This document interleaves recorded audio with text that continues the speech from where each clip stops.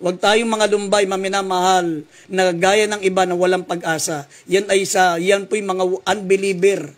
Hindi mananampalataya. Pero tayo po, mga minamahal, meron po tayong pag-asa. Muli po natin makapiling ang ating mga magulang, ang ating mga mahal sa buhay na binawi ng kamatayan. Muli natin makakasama ang ating ama, ang ating ina, ang ating kapatid, ang ating anak, ang ating magulang na binawi ng Diyos. Mga minamahal, muli natin silang makakapiling, mga minamahal, sa pagparito ng ating pinakamamahal na Panginoon. Ito pong tinatawag na rapture o resurrection. Ang sabi ng Banal na Kasulatan, the dead in Christ will rise first. Ang unang namatay, mga minamahal, ang mga namatay kay Kristo, ang unang bubuhayin na muli. Sila ang unang kukunin ng ating pinakamamahal na Panginoon.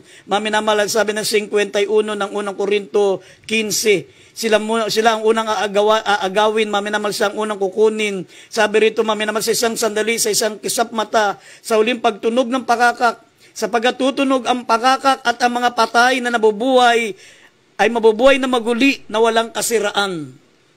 Ang mga namatay ang unang bubuhayin. Maminamahal, mas mapalad papalad sila sa atin. Sila ang unang makakakita, makakasalubong ng ating pinakamamahal na Panginoon, makakapiling niya sa langit. At mga minamahal, segundo lang, sabi rito, at tayo naman ay kukunin, mga minamahal, at tayo'y babaguhin. Kaya nga, the dead in Christ will rise first. Kaya dito sa Banal na Kasulatan, mga minamahal, sa tinatawag na rapture, magkakaroon ng malakas na lindol. Kaya nga, mga minamahal, mag-ingat po tayo kapag nagkaroon po ng tinatawag na Big Bang. Maaring maganap po ang tinatawag na the first resurrection, ang pagkabuhay na maguli. Yung pong rapture, maminamahal, sapagkat lilindol. Magkakaroon ng malakas na lindol, yayanig ang lupa. Mabibiyak po, maminamahal, ang mga lupa. At ang sabi, ang mga namatay ay ibabangon. Lalabas ang mga patay, maminamahal, katulad nung nangyari nung namatay ang ating mahal na Panginoong Kristo bilang tao para matubos tayo sa kasalanan. Siya ay namatay para sa atin. Nung namatay ang ating mahal na Panginoon sa krus ng Kalbaryo, lumindol po, maminamahal. At lumabas ang mga tinatawag na Old Testament saints na buhay na maguli. Sila Abraham, sila Isaiah, sila Isaac, sila Jacob, maminamahal, lahat ng mga Old Testament saint na buhay na maguli sila para patunayan na meron pong tinatawag na pagkabuhay na maguli. Hindi lamang ang ating mahal na Panginoong Kristo ang nabuhay na maguli sa mga patay, pati ang mga Old Testament saints. Sabi rito, maminamahal, nagkaroon ng malakas na lindol at nabuhay po, maminamahal, ang mga unang mga naglilingkod sa ating mahal na Panginoon, yung mga Old Testament saints. Sabi ng Mateo 27, talatang 52 hanggang 53. At mamaya, mababasa natin sa Revelation 11, verse 13 up to 15. Sa rapture, maminamahal, magkakaroon ng malakas na lindol. At maraming mamamatay, aabot po ng 10,000 ang mamamatay karakadaka. At ang sabi ng Banal na Kasulatan, sabi, the kingdom of this world, they become the kingdom of our Lord. Yan po ang rapture. Kukunin na ng mahal na Panginoon ang sanlibutan ito kay Satanas. Sapagat ang mundong ito sa panahon ngayon, ito po ay pinag-aharian ni Satanas. Sabi, ang buong sanlibutan ay nakahilig sa masama. Ito po ay pag-aari ni Satanas sa ngayon, pero kukunin niya ng mahal na Panginoon, maminamahal, sa tinatawag na rapture. The kingdom of this world, they have the kingdom of our Lord. Babawiin ng mahal na Panginoon yan mamaya. Dito sa Revelation 11, 13 up to 15, mamaya basahin po natin yan. Basahin natin na Mateo 27, 51 to 53. Dito po sa aklat ng Mateo, Kapitulo 27, talatang 52 at 53. Sa 52 at nangabuksan ang mga libingan at maraming katawan ng mga banal na nangatulog ay nangagbangon. Sa 53, at paglabas sa mga libingan pagkatapos na siya'y mabuhay na maguli, ay nagsipasok sila sa bayang banal at nakakita at nangapakita sa marami. Dito sa Apokalipsis 11, 13 at 15. Sabi dito sa Apokalipsis Kapitulo 11, talatang 13. At ng oras na iyon, ay nagkaroon ng isang malakas na lindol at nagiba ang ikasampung bahagi ng bayan at may nangamatay sa lindol na 7,000 katao. At ang mga iba ay nangatatakot at nangabigyan ng kalwalatian sa Diyos ng langit. Talon sa 15. At umihip ang ikapitong anghel at nagkaroon ng malalakas na tinig sa langit At nagsasabi, ang kaharian ng sanlibutan ay naging sa ating Panginoon at sa kanyang Kristo. At siya'y maghahari kailanman. Amen. Amen. Yan po ang layunin ng rapture, maminamahal. Sabi, the kingdom of this world, they become the kingdom of our Lord. Kanyang kukunin, maminamahal, sabi, ang sanlibutan, maminamahal, ay kukunin ng ating mahal na Panginoon. Ang kaharian ng sanlibutan ito ay nasa ating Panginoon at sa kanyang Kristo at siya'y mag-aari magpakailan pa man. Kaya nga, maminamahal, ganyan po ang kahalagan. The rapture will bring resurrection. Magdudulot ito, mga minamahal, ng tinatawag na pagkabuhay na muli. Kaya napakalaga po na maganap po ang tagpagdagit ng mga banal. At pangalawa, sabi ng Biblia, the rapture will bring recovery. Muling magbubuo, maminamahal, magkakaroon po ng recovery ang ating pong katawan. Maminamahal, itong ating katawang may kasiraan, ang ating katawan na nabubulok, tumatanda, mga minamahal, at nangihina, nagkakasala. Ito po'y magkakaroon ng tinatawag na recovery. We shall be changed. Tayo po'y babaguhin. Sabi ng 1 Corinthians chapter 15 verse 51, narito, sinasaysay ko sa inyo ang hiwaga. Hindi tayong lahat ay matutulog, ngunit tayong lahat ay babaguhin. We shall be changed. Babaguhin po tayo. Yes. Sabi ng banal na akslatan, ang ating katawang may kasiraan ay babaguhin at bibihisan ng walang kamatayan. Basahin po natin 1 Corinthians chapter 15 verse 42 up to 44, talo ng 48 up to 49. Dito po sa aklat po ng unang mga taga-Korinto, Kapitulo 15, talata 42 hanggang 44, talo ng 48 hanggang 49. Dito sa 42, gayon din naman, ang pagkabuhay na maguli ng mga patay, itinatanim na may kasiraan. Binubuhay na maguli na walang kasiraan, itinatanim na may pagkasiphayo, binubuhay na maguli na may kalwalhatian. Itinatanim na may kahinaan, binubuhay na maguli na may kapangyarihan. Itinatanim na may katawang ukol sa lupa, binubuhay na maguli na katawang ukol sa espiritu. Kung may katawang ukol sa lupa, ay may katawang ukol sa espiritu naman. Talo ng 48 hanggang 49. Kung ano ang ukol sa lupa, ay gayon din naman silang mga tagalupa. At kung ano ang ukol sa langit, ay gayon din naman silang taga-langit. 49. At kung paanong tinaglay natin ang larawang ukol sa lupa, ay tataglayin din naman natin ang larawang ukol sa langit. Amen. Kaya nga, maminamahal, the rapture will bring recovery.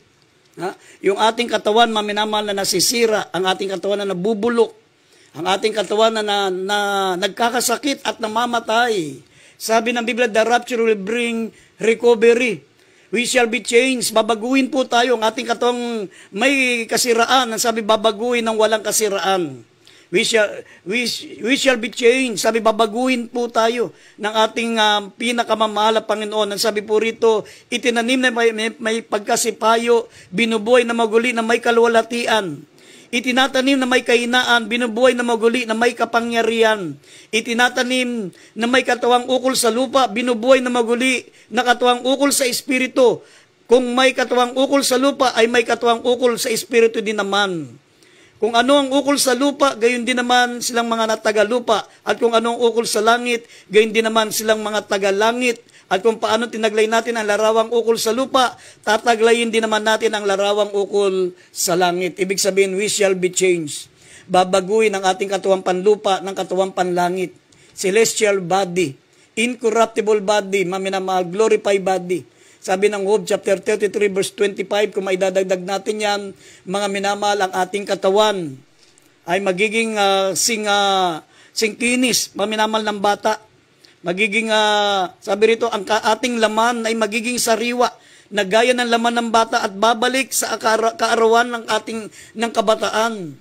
Kung dito po, maminamahal, ay talagang nanghihina na tayo, kulubot ng ating balat, talagang puti ng ating buhok at talagang nanghihina na ang ating physical na kalagayan. Pero sa pagbabago na yan, sabi ng Biblia, maminamahal, will bring recovery.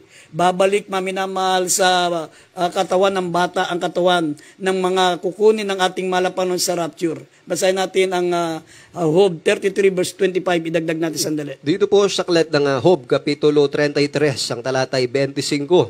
Ang kanyang laman ay magiging sariwa kaysa laman ng isang bata. siya ay bumabalik sa mga kaarawan ng kanyang kabataan. Amen. Ganyan ang mangyayari, mga minamahal. At ang sabi pa ng banal na kasulatan, sabi tayo sila'y mga bubunga sa katandaan, sila'y mapupuspos ng katas at kasariwaan. Tayo po, mga minamahal, ay magkakaroon po, mga minamahal, ng bagong katawan. We shall be changed. Ang sabi ng banal na kasulatan, we will be like Jesus. Magiging katawan tayo ng ating mahal, magiging katulad tayo ng katawan ng ating pinakamamahal pa ng glorified body. Sabi ng 1 John chapter 3 verse 1 and verse 2, maminamahal, sa pagparito ng ating pinakamamahal Panginoon, we shall be like Him. Magiging katawan tayo ng kanyang kalulatian, babaguhin ang ating katawan na may pagkamababa, gagawin ng bibihisan ng may kalulatian ng ating mahal Panginoon. Basa natin 1 John 3, 1 and 2. Dito po sa aklat ng unang 1, kapitulo 3, ang talatay 1 at 2. Masdan ninyo kung gaanong pag-ibig ang ipinagkaloob sa atin ng Ama upang tayo'y mga tawang na mga anak ng Diyos. At tayo'y gayon nga. Dahil dito hindi tayo nakikilala ng sanlibutan sapagkat siya'y hindi nakilala nito. Sa 2, mga minamahal, ngayon ay mga anak tayo ng Diyos at hindi pa nahahayag kung magiging ano tayo. Nalalaman natin na kung siya'y mahayag, tayo magiging katulad niya sapagkat siya'y ating makikitang gaya ng kanyang sarili. Amen. We will be like Jesus. Magiging katulad tayo ng kalulatian ng ating pinakamamahal Panginoon. Sabi, nalalaman natin na kung siya'y mahayag, tayo magiging katulad niya sapagkat siya'y ating makikitang gaya ng kanyang sarili.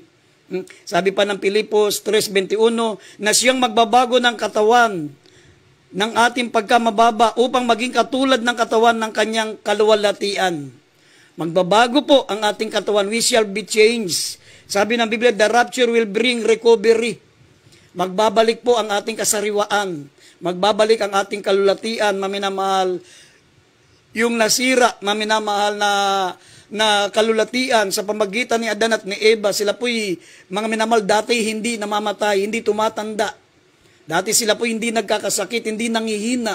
Maminamal, ito po ay ibibigay sa atin ng ating pinakamamahal Panginoon. Mararanasan natin ang buhay ni Adan at ni Eva doon po, maminamal, sa paraiso. Hindi po tumatanda, hindi po siya nangihina, higit sa lahat hindi nagkakasakit at hindi namamatay.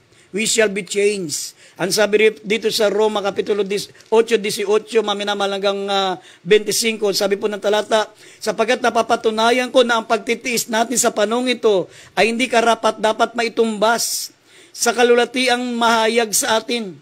Sapagkat ang maningas na pagmimiti ng buong nilalang ay naghihintay sa pagkahayag ng anak ng Diyos. Sapagkat ang buong nilalang ay nasakop ng walang kabuluhan, hindi sa kanyang kalooban, kundi dahil doon sa sumakop sa kanya sa pag-asa, na ang buong nilalang naman ay magiging laya mula sa pagkaalipin ng kabulukan sa kalayaang maluwalhati ng mga anak ng Diyos. Sapagkat nalalaman natin na ang buong nilalang ay umihibik, nagdaramdam na may kahirapan na kasama natin hanggang ngayon. Sa talatang 23 ng Roma 8, sabi, at hindi lamang gayon kundi pati naman tayo na mayroong mga pangunahing bunga ng Espiritu sa makatwid bagay, tayo na may nagsisihibik din sa ating sarili sa paghihintay ng pagkupkop na dili ibay ang pagtubos ng ating katawan. Sapagkat tayo iniligtas sa pag-asa, dapat ang pag-asa na nakikita ay hindi pag-asa kung sino nga ang umaasa sa hindi nakikita.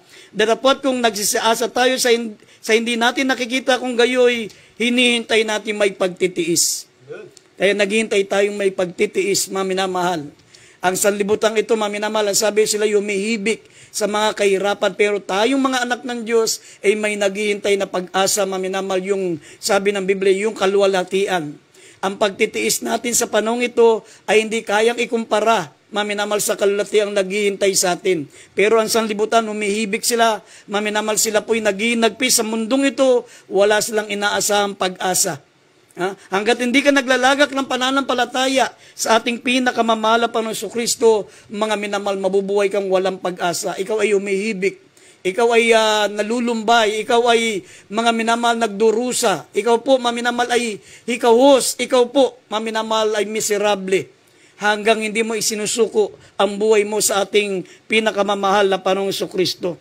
Kaya nga sa pagdating ng ating mahal na Panginoon, sabi, mga minamahal, the rapture will bring reward. Ito po ang kahalagahan ng rapture, magbibigay sa atin ng gantimpala. Sabi po rito sa Revelation 22 verse 12, maminamahal, narito ako'y dumarating na madali. Sabi rito, maminamahal, at ang gantimpala ay nasa akin upang bigyan ng kagantihan ang bawat isa ayon sa kanyang mga gawa. Basahin po natin ang talata. Dito po sa aklat ng Apokalipsis, Kapitulo 22, talatang 12. Narito, ako'y madaling pumaparito at ang aking gantimpala ay nasa akin upang bigyan ng kagantihan ng bawat isa ayon sa kanyang gawa. Amen.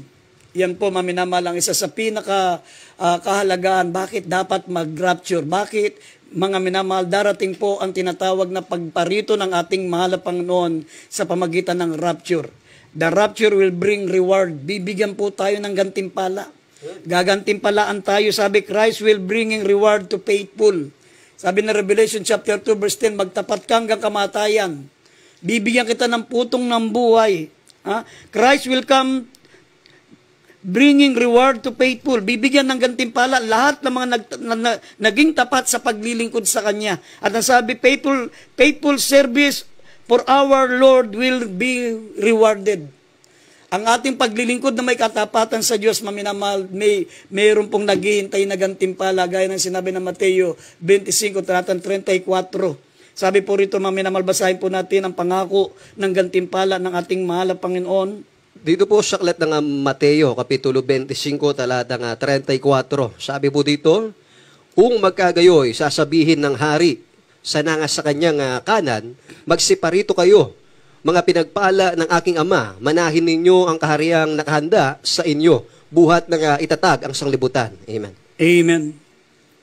Mga minamahal, mayroon pong naghihintay na gantimpala sa mga tapat na naglingkod sa ating pinakamamahal ng faithful service of our Lord will be rewarded. At ang sabi pa, looking for our loving Savior, maminamahal, sabi, looking for our for Lord's appearing will be rewarded. Yung ating matyagang paghihintay sa ating pinakamamahal yung umiibig sa kanyang muling pagparito. Maminamahal, sabi, gagantimpalaan tayo. Sino po yung tinutukoy dyan? Yung mga tapat na dumadalo sa banal na gawain. Yung minamahal nila ang muling pagparito ng mahal na Panginoon, looking for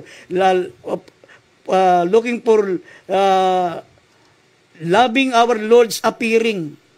Yung mahal nila ang pagparito ng mahal na Panginoon. Sabi, ito po, maminamahal, ay gagantimpalaan. Sabi ng 2 Timothy chapter 4 verse 8, ang tinutukoy po rito yung mga tapat na naglilingkod sa ating pinakamamahal na Panginoon, sa tapat na sumasamba. Iniibig ang kanyang pagparito. Sabi ng 2 Timothy 4 verse 8. Sabi po dito sa aklat ng ikalawang Timoteo, Kapitulo 4, talatang 8, buhat ngayon ay natataan sa akin ang putong na katwiran na ibibigay sa akin ng Panginoon na tapat na hukom sa araw na iyon. At hindi lamang sa akin, kundi sa lahat din naman ng mga naghahangad sa kanyang pagpapakita. Amen. Yan po, maminamahal. Kaya nga tandaan po natin, ang pinakadakilang bagay na magagawa natin habang tayo po nabubuhay sa mundo ay isuko natin ang ating buhay kay Kristo. Ibigay natin ang ating sarili sa ating pinakamamahal na Panginoon, gaya ng sinabi ng Banal na Kasulatan, mga minamahal, looking for the blessed hope, the glorious appearing of our great God and Savior, Jesus Christ. Ang pag-asa na lamang natin, maminamahal, sa mundong ito ay ang pagparito ng ating pinakamamahal na Panginoon, ang kanyang maluwalhating pagparito ng dakilang Diyos na ating tagapagligtas, ang ating mahal na Panginoong Kristo. Kaya tanggapin niyo po siya bilang sariling tagapagligtas, mga minamahal, habang napapakinggan natin